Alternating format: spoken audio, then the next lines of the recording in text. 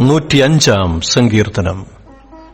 യഹോവയ്ക്ക് സ്തോത്രം ചെയ്യുവിൻ, തന്നാമത്തെ വിളിച്ചപേക്ഷിപ്പിൻ, അവന്റെ പ്രവൃത്തികളെ ജാതികളുടെ ഇടയിൽ അറിയിപ്പിൻ.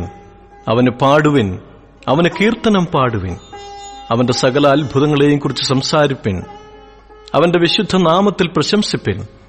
യഹോവയെ അന്വേഷിക്കുന്നവരുടെ ഹൃദയം സന്തോഷിക്കട്ടെ. യഹോവയെയും അവന്റെ ബലത്തെയും തിരവിൻ, അവന്റെ മുഖത്തെ ഇടവിടാതെ അന്വേഷിപ്പിൻ. അവന്റെ ദാസനായ അബ്രഹാമിന്റെ സന്തതിയും അവൻ തിരഞ്ഞെടുത്ത യാക്കോബിൻ മക്കളുമായുള്ളവരെ, അവൻ ചെയ്ത അത്ഭുതങ്ങളും അവന്റെ അടയാളങ്ങളും അവന്റെ വായുടെ ന്യായവിധികളും ഓർത്തുകൊള്ളുവിൻ. അവൻ നമ്മുടെ ദൈവമായ യഹോവയാകുന്നു. അവന്റെ ന്യായവിധികൾ സർവ്വഭൂമിയിലുമുണ്ട്. അവൻ തന്റെ നിയമത്തെ എന്നേക്കും, താൻ കൽപ്പിച്ച വചനത്തെ 1000 തലമുറയോളവും ഓർക്കുന്നു.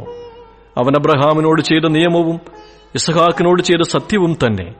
അതിനെ അവൻ യാക്കോബിനൊരു ചട്ടമായും ഇസ്രായേലിനൊരു നിത്യ നിയമമായും നിയമിച്ചു.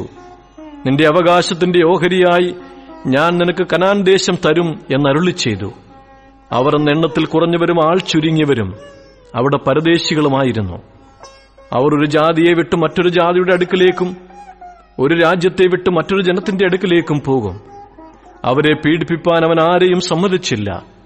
അവരുടെ നിമിത്തം അവൻ രാജാക്കന്മാരെ ശാസിച്ചു. എന്റെ അഭിഷിക്തന്മാരെ തുടരുത്, എന്റെ പ്രവാചകന്മാർക്കൊരു ദോഷവും ചെയ്യരുത് എന്ന് പറഞ്ഞു. അവൻ ദേശത്തൊരു ക്ഷാമം വരുത്തി, അപ്പമെന്ന കോലിനെ അശേഷം ഒടിച്ചു കളഞ്ഞു. അവർക്ക് മുമ്പായി അവൻ ഒരാളെ അയച്ചു. യോസഫിനെ അവർ ദാസനായി വിറ്റുവല്ലോ. യഹോവയുടെ വചനം നിവൃത്തിയാകുകയും അവന്റെ അരുളപ്പാടിനാൽ അവന് ശോധന വരികയും ചെയ്യുവോളം അവർ അവന്റെ കാലുകളെ വിലങ്ങുകൊണ്ട് ബന്ധിക്കുകയും അവൻ ഇരുമ്പ് ചങ്ങലയിൽ കുടുങ്ങുകയും ചെയ്തു. രാജാവ് ആളയച്ചവനെ വിടുവിച്ചു. ജാതികളുടെ അധിപതി അവനെ സ്വതന്ത്രനാക്കി. അവന്റെ പ്രഭുക്കന്മാരെ ഇഷ്ടപ്രകാരം ബന്ധിച്ചുകൊള്ളുവാനും അവന്റെ മന്ത്രിമാർക്ക് ജ്ഞാനം ഉപദേശിച്ചു കൊടുപ്പാനും തന്റെ ഭവനത്തിന് അവനെ കർത്താവായും തന്റെ സർവ്വസമ്പത്തിനും അധിപതിയായും നിയമിച്ചു. അപ്പോൾ ഇസ്രായേൽ മിസ്രയീമിലേക്ക് ചെന്നു. യാക്കോബ് ഹാമിന്റെ ദേശത്ത് വന്ന് പാർത്തു. ദൈവം തന്റെ ജനത്തെ ഏറ്റവും വർദ്ധിപ്പിച്ചു. അവരുടെ വൈരികളെക്കാൾ അവരെ ബലവാന്മാരാക്കുകയും ചെയ്തു. തന്റെ ജനത്തെ പകപ്പാനും തന്റെ ദാസന്മാരുടെ ഉപായം പ്രയോഗിപ്പാനും അവൻ അവരുടെ ഹൃദയത്തെ മറിച്ചു കളഞ്ഞു. അവൻ തന്റെ ദാസനായ മോശയെയും താൻ തിരഞ്ഞെടുത്ത അഹ്റോനെയും അയച്ചു. ഇവർ അവരുടെ ഇടയിൽ അവന്റെ അടയാളങ്ങളും ഹാമിന്റെ ദേശത്ത് അത്ഭുതങ്ങളും കാണിച്ചു. അവൻ ഇരുളയച്ച് ദേശത്തെ ഇരുട്ടാക്കി. അവർ അവന്റെ വചനത്തോട് മറുത്തതുമില്ല.